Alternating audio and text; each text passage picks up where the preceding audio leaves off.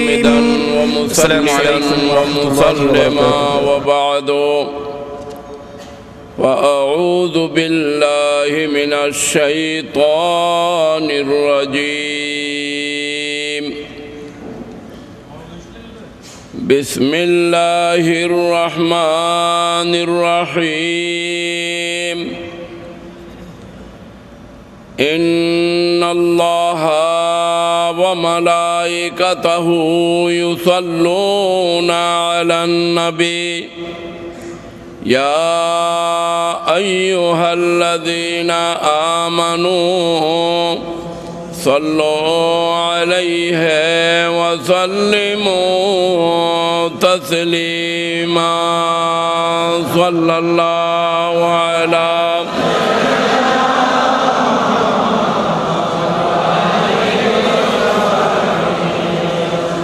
صلاة يا رسول الله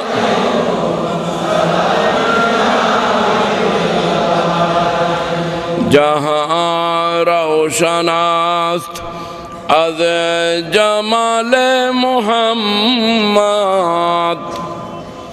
دلم زندہ شد از وصال محمد صلاة یا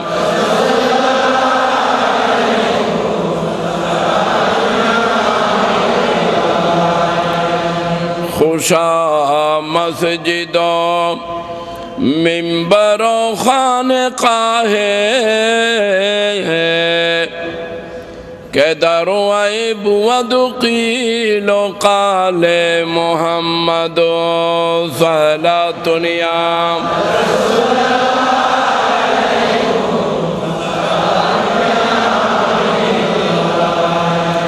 بصدق و صفا می توا گشت جامی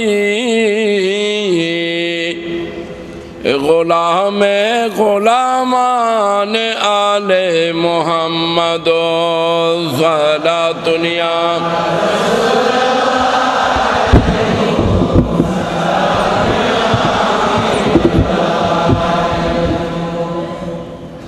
মহান আল্লাহ পাক রব্বুল আলামিনের পবিত্র দরবারে লক্ষ কোটি শুকর আদায় করতেছি। জমিয়তুল ফালাহ মসজিদে 22তম আহলে রসুল সাল্লাল্লাহু আলাইহি ওয়াসাল্লাম স্মরণে শাহাদাতে কারবালা মাহফিলের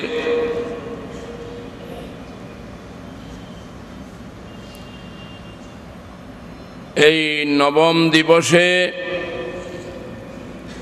আল্লাহ রব্বুল আলামিন আমাদের সকলের হাজিরি এবং উপস্থিতিকে কবুল করুন। সবাই বলুন আমিন। হাজরিন কিরাম, আপনাদের সামনে আমি এই শাহাদতে কারবালা এবং ইমামে আলী মাকাম আলাইহিস সালাম সম্পর্কে আজকের জুমার খুতবার পূর্ব কিছু বয়ান রেখেছি এবং গত 2 দিন আগে আমার কিছু বয়ান আপনারা শ্রবণ করেছেন।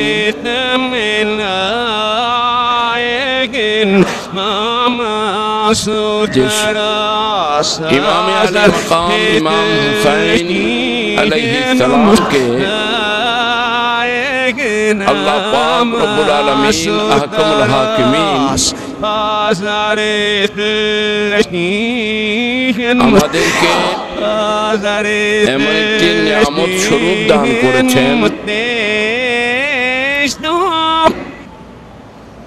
হযরতে ইসমাইল জবিহুল্লাহ আলাইহিস সালামের ফিদিয়া ইমাম হুসাইনের মাধ্যমে আল্লাহ আদায় করেছেন।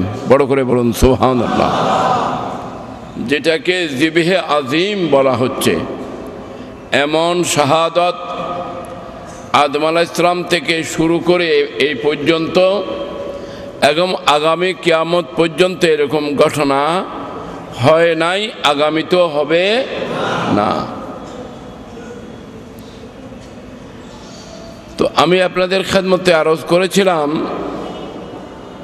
এখানে শহীদ বমানা মশহুদ বিন নবী অথবা মশহুদ বিল মালায়েকা। ইমাম আলী মাকাম ইমাম হুসাইন আলাইহিস সালামের শাহাদতের সময় আম শহীদদের শাহাদতের সময় হাজার হাজার ফেরেশতারা শুভাগমন করেন, শহীদের রূহ অতি সম্মান মর্যাদার সাথে আল্লাহর দরবারে পেশ করেন। এটা হলো মশহুদ বিল মালায়েকা। ফেরেশতা আসেন, রূহ মোবারক আল্লাহর দরবারে পেশ করেন। কিন্তু ইমামে হুসাইন আলাইহিস সালামের শাহাদত মুহূর্তে ময়দানে কারবালায় শাহাদত গাহের মধ্যে শুধু নুরানি ফেরেশতা তশরিফ আনেন নাই, বরং সেখানে স্বয়ং আমার নবী তশরিফ এনেছিলেন। হযরত ইমামে আলী মাকাম ইমাম হুসাইন আলাইহিস সালামের শাহাদতের সময় ইমাম হুসাইন আলাইহিস সালামের সামনে হাজির হয়েছিলেন হযরতে নবী করিম রউফ রহিম তাজদার মদিনা মুহাম্মদুর রাসূলুল্লাহ সাল্লাল্লাহু আলাইহি ওয়াসাল্লাম, যেটা উম্মে সালমা বিবি উম্মে সালমা রাদিয়াল্লাহু তাআলা আনহা বলেন যে আমি 61 হিজরির 10 মুহররমে আমার নবীকে স্বপ্ন দেখে আমি অবগত হলাম যে ইমাম হুসাইন পৃথিবীর মধ্যে দুনিয়ার মধ্যে আর নাই। কিভাবে? রসুলে পাক বলেছিলেন যে এই দিন তোমার হাতে আমি এই কারবালার মাটিগুলো আমানত রেখে যাচ্ছি, এই কারবালার মাটি যেই দিন খুন এবং রক্তে পরিণত হবে সেই দিন তুমি মনে করবে আমার ইমাম হুসাইন শহীদ হয়ে গেছে। তিনি বলেন আমি আল্লাহর নবীকে দেখলাম স্বপ্নের মধ্যে যে সরকারে দু আলম সাল্লাল্লাহু আলাইহি ওয়াসাল্লামের জিসিমে পাকের মধ্যে ধুলাবালু, খুনে মোবারক, দাড়ি মোবারকে, চুল মোবারকে রক্ত। আরজ করলাম, প্রশ্ন করলাম হুজুর আপনি কেন কাঁদতেছেন? আপনার এই অবস্থা কেন হয়েছে? আপনি কেন কাঁদতেছেন? খুন মোবারক কেন দেখতেছি এবং ধুলাবালু আপনার শরীর মোবারকে, দাড়ি মোবারকে, চুল মোবারকে কেন লাগানো? এই অবস্থা কেন হয়েছে? নবী পাক ইরশাদ করলেন শহীদ তো কাতলাল হুসাইনে আনেফা, আমি এই মুহূর্তে রওজা শরীফ থেকে কারবালার ময়দানে গিয়ে ইমাম হুসাইন শাহাদত বরণ করতেছেন, ইমাম হুসাইনকে আমার বুকের মধ্যে জড়াইয়ে ধরেছি। এটা হলো মশহুদ বিন নবী। আল্লাহর নবী সেখানে হাজির, আল্লাহর নবী সেখানে হাজির। বড় করে বলেন না, আল্লাহর নবী সেখানে হাজির। তো শহীদের এক অর্থ হলো হাজির হওয়া, আর এক অর্থ হলো মদদ করা। শহীদ মানি মদদগার, শহীদ মানি মদদগার।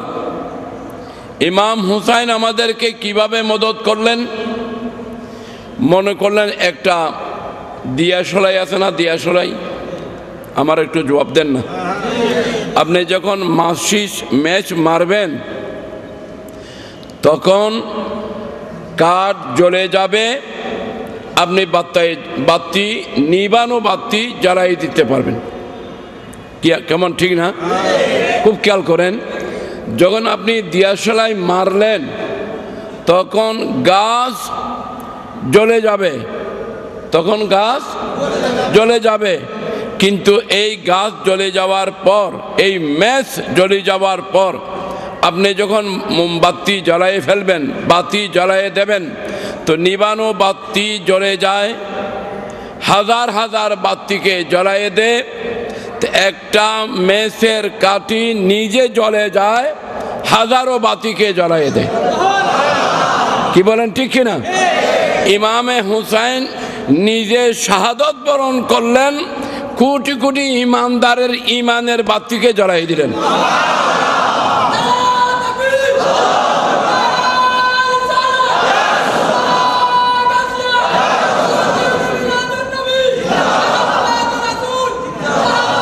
আপনারা হয়তো বলবেন যে হুজুর শহীদ মানি মদদগার, এটা কি আপনি পকেট থেকে বাইর করে দিলেন? না, আমার পকেটের কথা না, এটা আল্লাহর কোরআনের কথা। কোরআনে কারীমের মধ্যে একটা আয়াত আছে না, ওয়াদউ শুহাদাআকুম, আছে না কোরআন শরীফে প্রথম পারা? আপনাদের মনে পড়তেছে কিনা দেখেন না, ওয়াদউ শুহাদাআকুম মিন দুনিল্লাহি ইন কুনতুম সাদিকিন। সোহাদা বহু বচন, এক বচনে শহীদ। এখানে শহীদ মানি মদদগার। তোমরা তোমাদের সাহায্যকারীকে ডাকো, তোমরা তোমাদের সাহায্যকারীকে ডাকো। তো এখানে সোহাদা শহীদ থেকে শহীদ মানি মদদগার, শহীদ মানি, তো শহীদের এক অর্থ হলো কি? মদদগার। তো এখানে শহীদ মানি মদদগার। শহীদ যেভাবে ইমাম হুসাইন শহীদ, আবার আমার নবীর এক নামও আছে শহীদ। নবীরও এক নাম কি আছে? শহীদ, মদদগার। তো নবী কিভাবে মদদ করলেন? যেমনিভাবে আমি জুমাতে বলেছিলাম, হয়তো অনেকেই প্রশ্ন করবে, নিজের নাতি শহীদ হয়ে গেলেন, নবী কিছু করলেন না, আবার নবী আমাদেরকে কি মদদ করবে? এরকমের প্রশ্ন তো কেউ করতে পারে, কি বলেন, পারে কিনা? আমি বললাম না, আসল বিষয় সেটা না। নবী মদদগার, এটা বাস্তব এবং সত্য। যেমন মনে করেন একজন লোক রোজাদার, বড় গরম পড়তেছে, পানিরও বড় পিপাসা, পেটের মধ্যেও বড় খিদা, যন্ত্রণায় কষ্ট পাচ্ছে। তার বিকাল 4টা, 4:30 বাজে গেছে, পিপাসার কারণে জিহ্বা বের হয়ে আসছে। আপনি তার কাছে কি এক গ্লাস ঠান্ডা রুয়াবজা শরাব নিয়ে যাবেন যে ভাই জিহ্বা বার হয়ে যাচ্ছে, তাড়াতাড়ি শরবত আনলেন, ভাই এই শরবতটা খেয়ে জানটা রক্ষা করো? আপনি যদি তাকে শরবত খাওয়াইয়া জান বাঁচাইতে চান, আপনি কি তার সাহায্য করলেন না দুশ্মনী করলেন? ওই আপনারা তো বোধহয় বুঝেন নাই। রোজাদারের পিপাসার কারণে তার জিহ্বা বের হয়ে যাচ্ছে, আর আপনি বলতেছেন যে ভাই তাড়াতাড়ি করি এই শরবতটা খাইয়ে নাও, তোমার জান রক্ষা হইব। জান বাঁচাইবার লাগে আপনি শরবত খাওয়াইলেন, এইটা কি শরবত খাওয়ানো হইল না বিষ খাওয়ানো হইল? কারণ আপনার উচিত ছিল একথা বলা, ভাই সুবহে সাদেক থেকে সারাদিন আল্লাহকে রাজি করার জন্য উপবাস রয়েছেন, সারাদিন আপনি কিছু খান নাই, এই মাত্র 30 মিনিট বাকি আছে, আপনার জন্য রহমতের ফেরেশতারা দাঁড়াই আছে। আপনি এইদিকে শরবত মুখে নিবেন, আল্লাহর দিদারের শরবত আপনার জন্য অপেক্ষা করবে। আল্লাহ আপনাকে রেজামন্দি দিবেন, আল্লাহ আপনার গুনাহ মাফ করে দেবেন, আপনার উসিলায় রহমত ও বরকত নাযিল হবে। আর বেশি কষ্ট করা লাগবে না, সারাদিন কষ্ট করেছেন, একটু অপেক্ষা করেন, কিছুক্ষণ পরেই ইফতার হয়ে যাবে। এই বলে আপনি তাকে যদি রোজাটা কোনো রকমে পূর্ণ করে দিতে পারেন, এটা আপনার পক্ষ থেকে সাহায্য হবে না দুশ্মনী হবে? তো এখন আমার প্যারা নবী সরকারে দো আলম সাল্লাল্লাহু তাআলা আলাইহি ওয়াসাল্লাম ইমামে আলী মাকামকে যদি এই শাহাদতের মাকাম উত্তরণ করতে না পারতেন, যদি শাহাদতের সবরের মাধ্যমে, ধৈর্যের মাধ্যমে 9 তারিখ জিলহজ্জার আমার প্যারা নবী রওজা মোবারক থেকে সেই ময়দানে কারবালার জমিনে খিমার মধ্যে গিয়ে ইমামে হুসাইন আলাইহিস সালাম কোরআনে কারীম তেলাওয়াত করতেছেন, আমার নবী গিয়ে সেই কারবালার তাবুর মধ্যে ইমাম হুসাইনকে জড়াইয়ে দিলেন এবং বললেন, ইয়া আল্লাহ, আমি রওজা শরীফ থেকে কারবালার জমিনে এসেছি, আমার ইমাম হুসাইনকে তোমার কুদরতের হাতে হাওয়ালা করার জন্য। আল্লাহুম্মা আতিল হুসাইনা সাবরান ওয়া আজরা, আল্লাহ আমার হুসাইনকে তুমি সবর দান করো, আমার হুসাইনকে আজর দান করো, যে আজরের দ্বারায় আমার সমস্ত উম্মতের বেড়া পার হয়ে যাবে। এটা হাদিসে পাক, আমি যেটা পড়লাম এটা হাদিস শরীফ। আল্লাহুম্মা আতিল হুসাইনা সাবরাও ওয়া আজরা, আল্লাহ আমার হুসাইনকে তুমি সবর দান করো। প্রথম নম্বরে কি, একটু বাড়াই দাও না, একটু বাড়াও। প্রথম নম্বরে কি বললেন? সবর। আল্লাহ আমার হুসাইনকে সবর দান করো। আল্লাহর নবী বলতেছেন আমার হুসাইনকে তুমি ধৈর্য দাও, আমার হুসাইনকে তুমি সবর ধারণ করার শক্তি দাও। কারণ হযরতে আলী আসগর রাদিয়াল্লাহু তাআলা আনহু চোখের সামনে শহীদ হবেন, সবর না থাকলে ধৈর্য ধারণ করতে পারবে না। আলী আকবর শহীদ হবেন, কাসেম শহীদ হবেন, হযরতে ইমামে আলী মাকাম ইমাম হুসাইনের সামনে আহলে বাইতে রসুল একে একে এমনভাবে কষ্ট ভোগ করবেন যার কোনো নজির, যার কোনো দৃষ্টান্ত পৃথিবীর ইতিহাসে নাই, পৃথিবীর ইতিহাসে নাই। তো এখন যদি সবর না থাকে তাহলে ইমাম হুসাইন কিভাবে শাহাদতের মাকাম হাসিল করবেন? তাই আমার নবীজি বলতেছেন আল্লাহ আমার ইমাম হুসাইনকে তুমি সবর দান করো, আমার ইমাম হুসাইনকে তুমি সবর দান করো, ধৈর্য দান করো। আহা, এবং ইমাম হুসাইনের পরিবারকে তুমি সবর দান করো। হযরতে ইমামে আলী মাকাম ইমাম হুসাইন রাদিয়াল্লাহু তাআলা আনহু এই ময়দানে কারবালায়, কারবালার জমিনে এই সপরিবারে মস্তুরাত যারা পর্দানসীন তাদেরকে নিয়ে যেই অবস্থার মধ্যে উপনীত হয়েছিলেন, যদি সবরের শক্তি মজবুত না হতো তাহলে কখনো ইমাম হুসাইন এত বড় মাকাম তাই করা সম্ভব হতো না। বলতেছেন আল্লাহ তুমি সবর দান করো, ধৈর্য দান করো এবং আজর দান করো। আল্লাহ ওজরত দান করো, ওজরত বদলা দান করো। কেমন বদলা? রওয়ায়াতের মধ্যে হযরতে সদরুল আফাজল নঈমুদ্দিন মুরাদাবাদী রহমতুল্লাহ আলাইহ শহীদে কারবালা তার কিতাবের মধ্যে লিখতেছেন ইমাম আলী মাকাম ইমাম হুসাইন আলাইহিস সালামকে শহীদ করার পরে তখন নেজার মধ্যে গেতে কারবালার জমিনের মধ্যে ঘুরাচ্ছিল 10ই মুহররম। তখন ইমাম হুসাইন আলাইহিস সালাম আল্লাহর দরবারে জবানে বলতেছিলেন যে আল্লাহ আমি তো কারবালার জমিনে 2 রাকাত নামাজের নিয়ত করেছি, আমার নিয়ত 2 রাকাত নামাজের।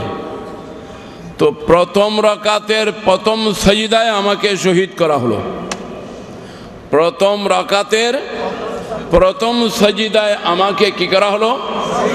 শহীদ করা হলো। আল্লাহ একটা রাকাত পূর্ণ হয় 2টা সাজদার দ্বারায়। সাজদা হয় রাকাতে কয়টা?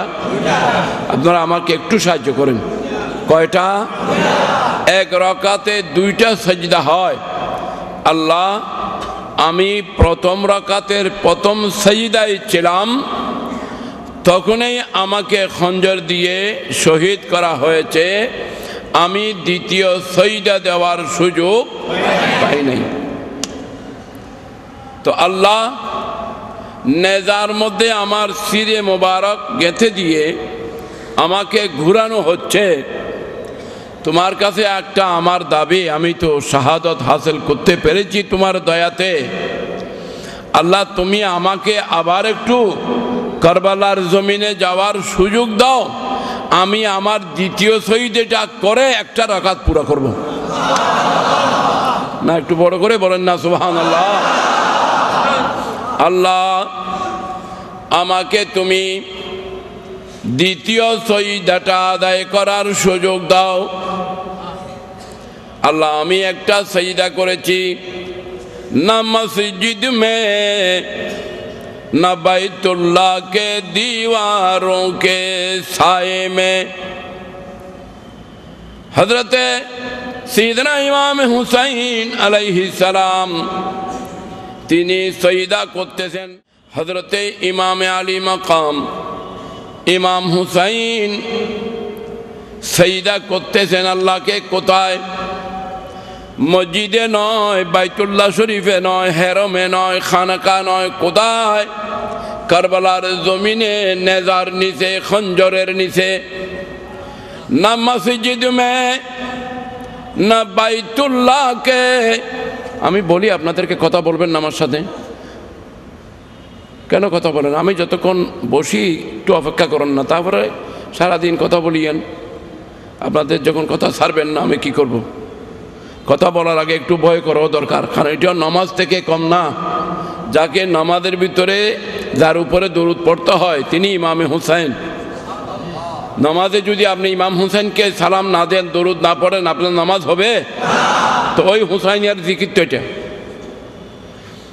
না মসজিদ মে না বাইতুল্লাহ কে दीवारों के साए में नमाज़े इश्क अदा होती है तलवारों के साए में। বড় করে বলুন না সুবহানাল্লাহ।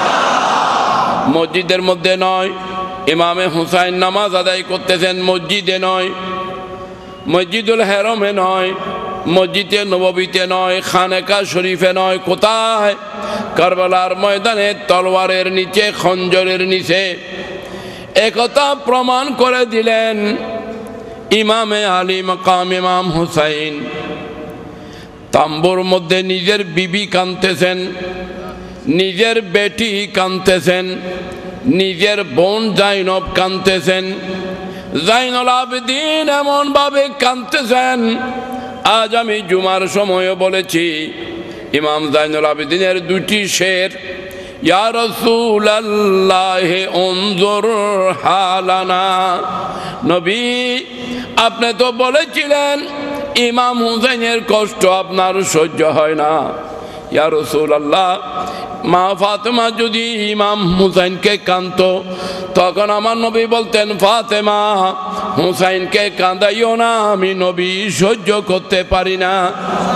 ইয়া রাসূলুল্লাহ, যেই হুসাইনের ক্রন্দন আপনি সহ্য করতে পারেন না, যেই হুসাইনের দুঃখ আপনার সহ্য হয় না, মসজিদে নববীতে আপনি সাজদায়, ইমাম হুসাইন আপনার গর্দানে। আল্লাহ জিবরিল আমিনকে পাঠিয়ে দিলেন, জিবরিল আমার নবীকে বলে দাও ইমাম হুসাইন যতক্ষণ স্বেচ্ছায় আমার নবীর গর্দান মোবারক থেকে নেমে না যাবে, আমার নবী যেন মসজিদে নববীর সাজদা থেকে সর মোবারক না উঠান। বড় করে বলুন সুবহানাল্লাহ। যেখানে ইমাম হুসাইনের প্রতি ইয়া রাসূলুল্লাহ আপনার এই মায়া, সেই হুসাইনের উপরে এই দুঃখ, আপনি একটু কারবালার দিকে তাওয়াজ্জু করেন না? বড় করে বলুন সুবহানাল্লাহ। ইয়া রাসূলুল্লাহ উনজুর হালানা, ইয়া হাবিবাল্লাহ ইসমা কালানা, সালাতুনিয়া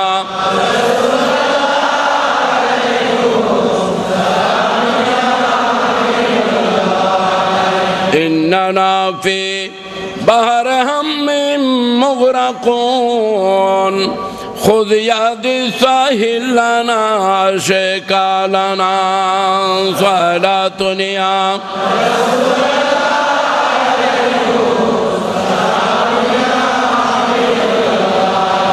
ইয়া রাসূলুল্লাহ, আপনি একটু কারবালার জমিনের দিকে তাওয়াজ্জু দেন। নবী পরিবারের উপরে এই জুলুম এবং অত্যাচার চলছে, আপনি একটু মেহরবানি করুন। হযরত ইমামে আলী মাকাম ইমাম হুসাইন রাদিয়াল্লাহু তাআলা আনহু আল্লাহর দরবারে ফরিয়াদ করলেন, আয় আল্লাহ বারে এলাহ পরওয়ারদিগারে আলম, আল্লাহ আমি একটা সাজদা করেছি, আর একটা সাজদা যদি আমি করতে পারি, আর একটা সাজদা যদি আমার করার সুযোগ হয়, তাহলে মাওলা রব্বুল আলামিন পরওয়ারদিগারে আলম আমার একটি রাকাত পূর্ণ হয়ে যাবে। তুমি আমাকে কারবালার জমিনে আবার একটু যাওয়ার সুযোগ করে দাও। বড় করে বলুন সুবহানাল্লাহ।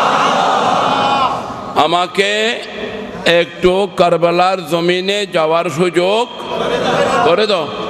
আমি একটু কারবালার জমিনে যাব, আমি একটু কারবালার জমিনে যাব এবং আমার দ্বিতীয় শহীদাটা আমি আবার একটু করব। আমি আবার দ্বিতীয় শহীদাটা করব। সদরুল্লাহ ফাজেল আল্লামা নঈমুদ্দিন মুরাদাবাদী রহমতুল্লাহ আলাইহি ওনার কিতাবের মধ্যে লিখতেছেন, একটু শোনেন, যে আল্লাহর পক্ষ থেকে আহ্বান হলো, আল্লাহর পক্ষ থেকে আহ্বান হলো যে আয় ইমাম হুসাইন, তুমি যেই সেজদা কারবালার জমিনে করেছো, কারবালার জমিনে তুমি যেই সেজদা করেছো, এই সেজদা তোমার জন্য বস হয়েছে। দ্বিতীয় সেজদা আর করা লাগবে না। দ্বিতীয় সেজদা তোমার করা আর, বড় করে বলেন না, দ্বিতীয় সেজদা করা আর লাগবে না। কারণ তোমার জন্য ওই দ্বিতীয় সেজদা আমি জমা রাখলাম, তোমার জন্য আমি ওই দ্বিতীয় সেজদা জমা রাখলাম। কিভাবে জমা রাখলাম একটু খেয়াল করেন। বলা হচ্ছে যখন ময়দানে হাসর কায়েম হবে, মা ফাতেমাতুজ জাহরা রাদিয়াল্লাহু তাআলা আনহা পুলসেরাতে দিয়ে পার হবেন, তখন তো হাসরের ময়দানে এলান হবে যে তোমরা সবাই চক্ষু বন্ধ করো। তোমরা সবাই চক্ষু কি করো? আপনারা কি খেয়াল করতেছেন? তোমরা সবাই চক্ষু বন্ধ করো, আমার ফাতেমা রওনা হবে ময়দানে হাসরে, আমার ফাতেমা রওনা হবে, তোমরা সবাই চক্ষু বন্ধ করো। এর অনেক ধরনের ব্যাখ্যা আছে, অনেক ধরনের তার বিশ্লেষণ, এক্সপ্লেনেশন, ব্যাখ্যা আছে। কিন্তু একটা ব্যাখ্যা এটাও আছে, খেয়াল করবেন, অন্যদিকে খেয়াল করলে বুঝে আসবে না, কিন্তু পরিষ্কার কথা। একটা ব্যাখ্যা এটাও আছে, আল্লাহ সমস্ত হাসরবাসীর চক্ষু কেন বন্ধ করাবেন? আল্লাহ হাসরবাসীর চক্ষু কেন বন্ধ করাবেন যখন মা ফাতেমার সওয়ারি যাবে?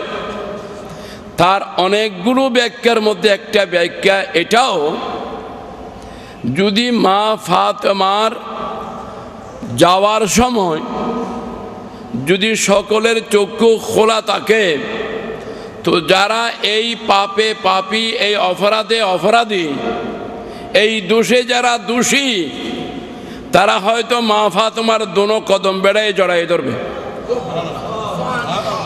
তখন তারা বুঝবে যে আমরা অন্যায় করেছি, তখন বুঝে আসবে। এখন বুঝে আসতেছে না, এখন বুঝে আসতেছে না, এখন বুঝে আসতেছে না। এখন এমন হয়েছে, তেমন হয়েছে, এজিদ বালা ছিল, জিয়াদ বালা ছিল, অমুক বালা ছিল, তমুক বালা ছিল, এই ছিল, সেই ছিল, অনেক কথা বলে এজিদের দালালি করতেছে। কিন্তু ময়দানে হাসর যখন দেখবে, তখন বুঝে আসবে যে আমরা তো অপরাধী, আমরা তো পাপী, আমরা তো দোষী। তো যার দোষ করেছি, সব সময় তো মা বড় দয়ালু হয়, বাবার চেয়েও মা বেশি কি হয়? ছেলে যদি অপরাধী হয়, মারও অপরাধ করেছে, বাপরও অপরাধ করেছে, কিন্তু ছেলে সহজে বাবার কাছে না গিয়ে মার কাছে যায়, কারণ সে একথা বুঝে মার কাছে গেলে আমি ফার পেয়ে যাব। কি বলেন? ছেলে একথা বুঝে যে আমি মার কাছে গেলে আমি কি পাবো? বড় করে বলেন না, মার কাছে গেলে আমি পার পেয়ে যাব। ময়দানে হাসরওয়ালাকে আল্লাহ বলবেন যে অপরাধীরা অপরাধ থেকে মুক্তি পাওয়ার জন্য রাস্তা তালাশ করবে, কিন্তু আমি তাদেরকে রাস্তা দেব না। আমি অপরাধীদেরকে, আমি আল্লাহ তাদেরকে রাস্তা দেব না। চক্ষু যদি খোলা থাকে, চক্ষু যদি খোলা থাকে, হয়তো তারা মা ফাতেমাতুজ জাহরার কদম জড়ায়ে দেখবে, মা আমরা দোষ করেছি, আপনি মা আপনি মাফ করে দেন। হয়তো আমার ফাতেমা মাফ করে দেবে, কিন্তু আমি আল্লাহর সেটা সহ্য হবে না। ইয়াজিদ বাহিনীর মাফ হোক, এটা আমি আল্লাহ চাই না। ইয়াজিদ বাহিনীর মাফ হোক, এটা আমি আল্লাহ, বড় করে বলেন না, ইয়াজিদ বাহিনীর মাফ হোক, এটা আল্লাহ। তো যারা ইয়াজিদের দালাল সাবধান, ইয়াজিদ বাহিনীর মাফ পাওয়া আল্লাহ কামনা করেন না, আল্লাহ ইচ্ছা করেন না। বলেন ফাতেমা তুমি যাও, পার হয়ে যাও, কিন্তু সবাইকে বলবেন চক্ষু বন্ধ করো। সবাইকে বলবেন কি চক্ষু, যেন মা ফাতেমার কাছে মাপ পাওয়ার কোনো সুযোগ না পায়। বড় করে বলেন না, পার পাওয়ার কোনো সুযোগ যেন না পায়। আদালত আল্লাহর কুদরতের আদালত শুরু হবে। আল্লাহুম্মা সাল্লি মাওলানা মুহাম্মদ ওয়া আলা আলি সাইয়্যিদিনা। একটু মোহব্বতের আওয়াজে দরুদ পড়ুন। আল্লাহুম্মা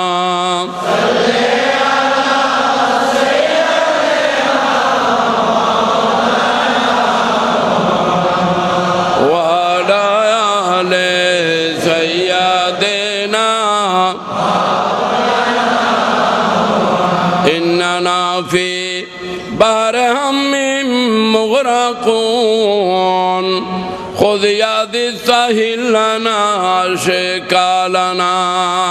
اللهم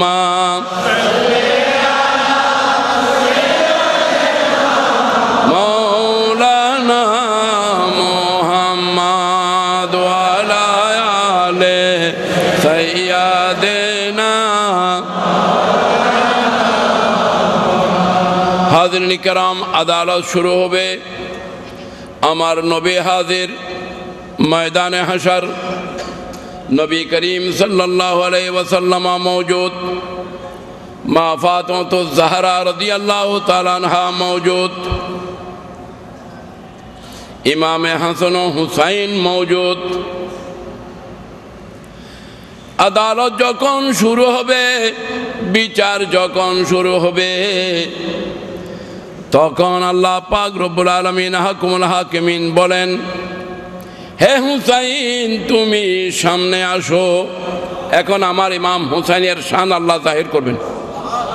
ইমামে আলী মাকাম ইমাম হুসাইনের শাহাদতের শান, ইমাম হুসাইনের এই ত্যাগার কোরবানির শান, মা ফাতেমাতুজ জাহরার শান, মাওলা আলী শের খুদার শান। আল্লাহু আকবার। হাদিস আপনারা শুনেছেন, হযরতে মাওলা আলী শের খুদা রাদিয়াল্লাহু তাআলা আনহু যে হযরতে আলীর জিকির করা ইবাদতের মধ্যে শামিল, যিকরু আলীয়িন ইবাদাতুন, যিকরু আলীয়িন ইবাদাতুন, সাইয়েদনা মাওলা আলী শের খুদার স্মরণ করা ইবাদতের অন্তর্ভুক্ত। সাইয়েদনা মাওলা আলী শের খুদার স্মরণ করা ইবাদতের অন্তর্ভুক্ত। আন নজরু ইলা ওয়াজহে আলীয়িন ইবাদাতুন, মাওলা আলী শের খুদার দিকে নজর করা ইবাদতে শামিল। এই কারণে সিদ্দিক আকবর হরদম হামেশা মাওলা আলী শের খুদার নজরের দিকে তাকায়ে থাকতেন। মা আয়েশা বলতেন, আব্বা জান আপনি হামেশা হযরতে আলী রাদিয়াল্লাহু তাআলার চেহারা কেন দেখেন? বলেন, খুদার কসম আমি নবীর জবানে শুনেছি আমার আলীর দিকে নজর করা আল্লাহর দরবারে ইবাদতে শামিল। হাজরিন কিরাম, যাকে দেখা ইবাদত, যার স্মরণ করা ইবাদত, যার ইয়াদ করা ইবাদত, যাকে আমার নবী এলমের শহরের দরওয়াজা বলেছেন, আনা মদিনাতুল ইলমে ওয়া আলিয়ুম বাবুহা। আমার নবী বলেন, শরীয়তের এলম, তরিকতের এলম, হাকিকতের এলম, মারফতের এলম, সব এলমের শহর আমি নবী মুস্তাফা। আর আমার এই শহর থেকে কেউ যদি শরীয়তের এলম চায়, তরিকতের এলম চায়, হাকিকতের এলম চায়, মারফতের এলম চায়, তো সব এলমগুলি পাবে যখন মাওলা আলী শের খুদার দরজায় আসবে। আমার শহরের এলম তার সিনার মধ্যে ট্রান্সফার হয়ে যাবে। আল্লাহু আকবার, আল্লাহু আকবার। সুতরাং সাইয়েদনা আলী রাদিয়াল্লাহু তাআলা আনহুর সেই শান মা ফাতেমাতুজ জাহরা আদালতের সামনে, মাওলা আলী শের খুদা আদালতের সামনে, এবং হযরত সাইয়েদনা হাসান, সাইয়েদনা ইমামে হুসাইন আদালতের সামনে আল্লাহ পাক বলবেন, আয় হুসাইন, জমিনে কারবালায় যেই সাজদার জন্য আগ্রহ করেছিলা, জমিনে কারবালায় যেই সাজদার জন্য আগ্রহ করেছিলা, সেই সাজদা আমি তোমাকে আবার দেওয়ার জন্য বলছি। সুতরাং ওই সাজদা পর্যন্ত আপনাদেরকে নিলাম, বাকিটা আমার কাছে জমা রাখলাম। আসসালামু আলাইকুম। আমার হযরত কারণ আমাকে তো বলতে হচ্ছে, আবার এখান থেকে শুরু করবো ইনশাল্লাহ। এই সময়টাও আল্লামা কবিরুল আমিন সাহেবকে দিয়ে দিলাম, উনি এখনই তো করে শুরু করবেন।